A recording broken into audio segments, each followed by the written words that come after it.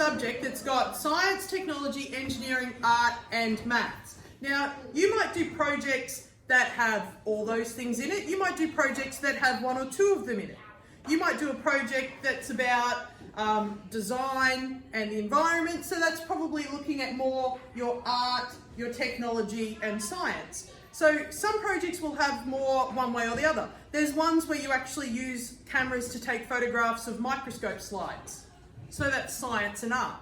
It's looking at something microscopic and making it into a piece of artwork.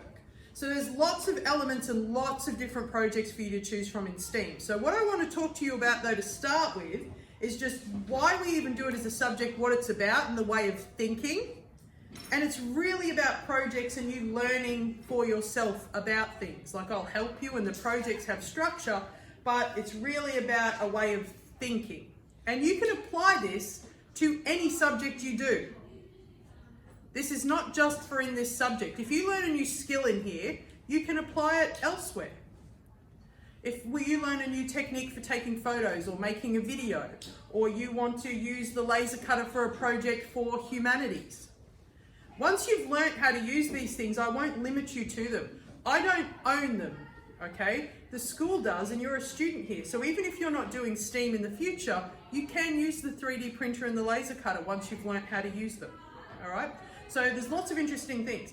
What I want to go through though today is just a general idea about what people actually do in these areas. So what being a STEAM student will let you get into, okay? So the first thing I want to show you is a really cool thing you can look at. Like I said, we've got microscopes here. They're not quite this quality. This is the eye of a honeybee, all right, under a really powerful microscope. And that's actually pollen that's stuck to it.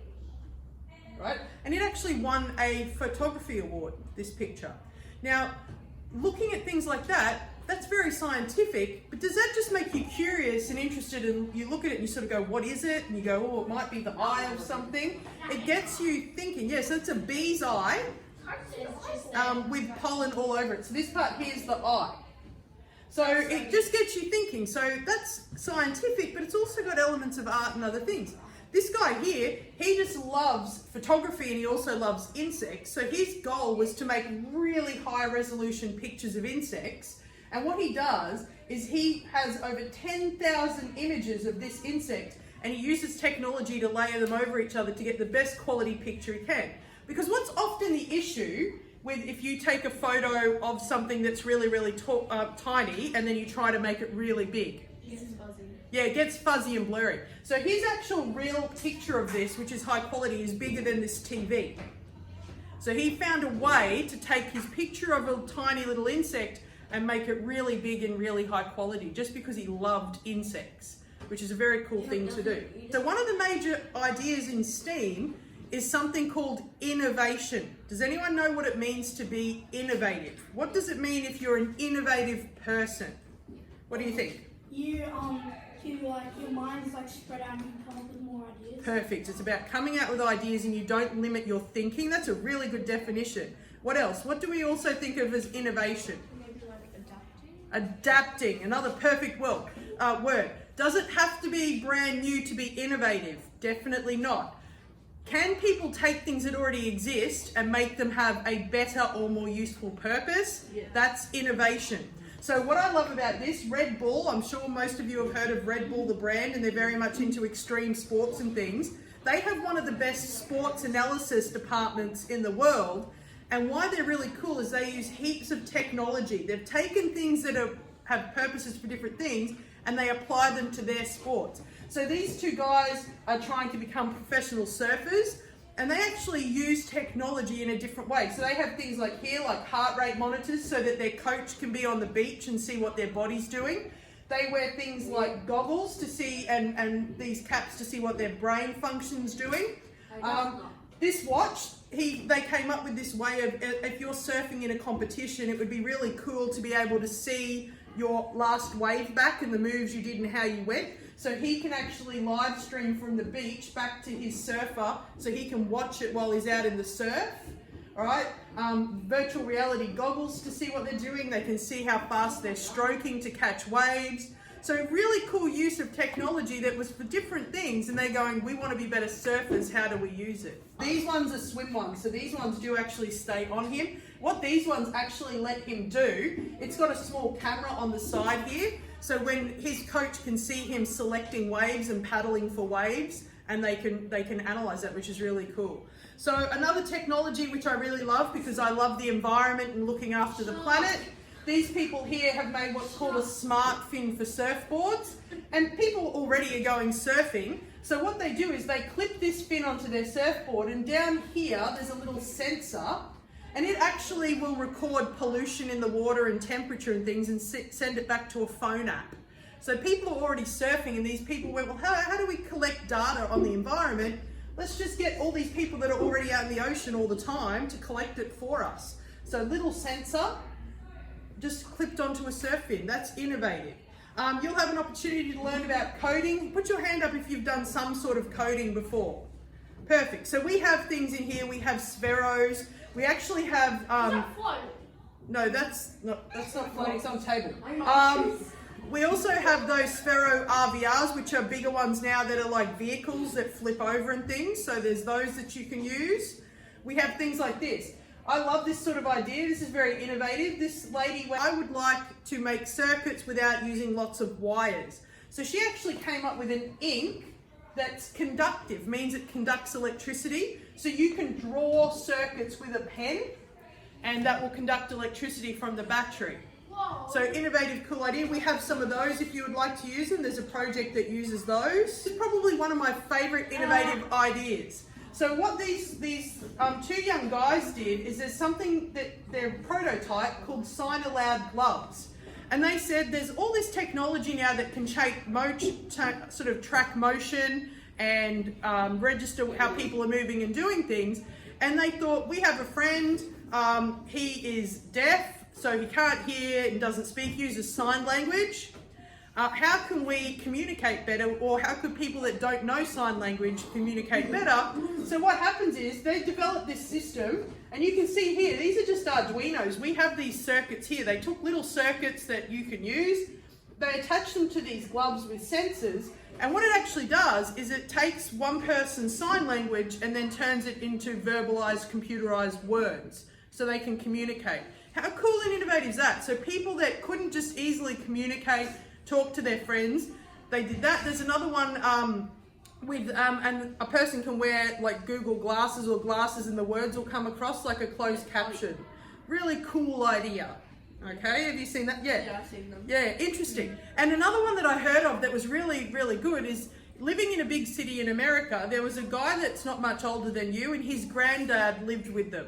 Now his granddad had Alzheimer's and would often get lost and disoriented. And this grandson went, my aunt lives here and she tries to stop him from wandering off or walking out the house and we don't know. So he said, oh, Granddad likes to wear socks around.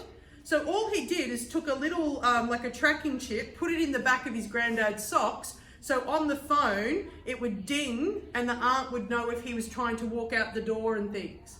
Like, how cool is that? He's taking just a pair of socks, a computer chip, and he's really helped his granddad, his aunt, and they're less worried. So it's a really cool innovation. That's the real key there. Something that exists to do a different job that's really, really useful. So the other trick with innovation, the things have to be really complicated. Or do you want things to be as simple and usable as possible? Simple and usable. I like this sort of idea. People are coming up with things now for table tennis and pool. I've seen one with a pool table where it will show you where to hit the ball if you want it to go a certain way. So this is a light projection and it makes predictions. So this one here, when people hit the ping pong ball, it'll register where they're hitting it on the table and show them data and information. And for if you like to play pool or snooker, it would tell you the angle to hit the ball so it will go in the pocket. So very cool idea. Some companies are really good at this. So Nike, does anyone know what Nike now does to top athletes' shoes? No, they actually 3D print the insides of them to match their exact foot.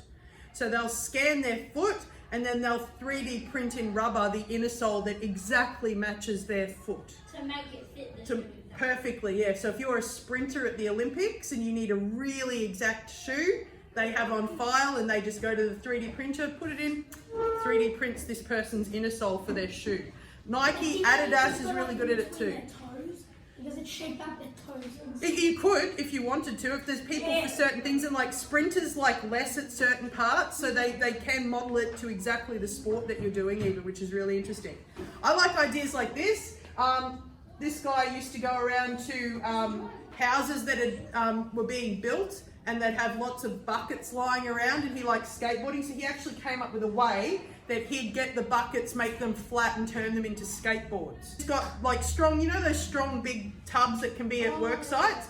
And he just came up with a way to heat it and make it go flat, and then it just made really strong skateboard decks out of it. So super, less waste. This guy here, he does a cool thing where he uses cardboard to make surfboards. So you know when you get really strong cardboard packaging and it's got that sort of waffly shape inside? So he just takes it to the next level with this honeycomb type shape, and then they still just fiberglass it, but it gives it that strength inside. So there you go, cool ideas. This guy makes bikes out of wood. I mean, interesting, recyclable. This is something you can do here. So I did this a few years ago with a couple of students where we used Sparrows to take, we were playing around with phone apps that the show slow shutter. You ever seen those photos where you see cars and you see the lines of their lights instead of the exact thing? Yeah. So we just did that with Sparrows in the classroom. And we did words and all different stuff.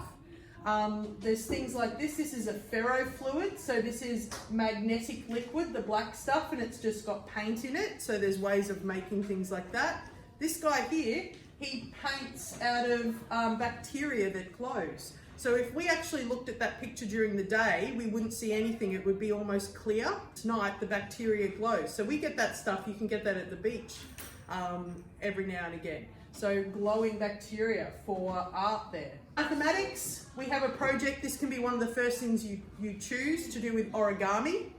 And there's all different sorts of level of origami and things. Why I love origami, you can actually work for NASA, the space agency, if you love origami. Why do you think places like NASA are super into origami? I forgot what the word is, but it's like it means it can like go through like air or like have less friction. Oh, so aerodynamic. Very good. And also too, do you have unlimited space in your space shuttle? No. So if you have things that can fold down really small with origami, like tents and things like that, is that really useful to have? Yeah. Really good. Even if you're a person that likes camping now, you might have, like I have plates that fold down flat and things like that and then pop up. And you can get drink bottles that do that sort of thing. So origami, really, really useful. So geometry and shape is really cool.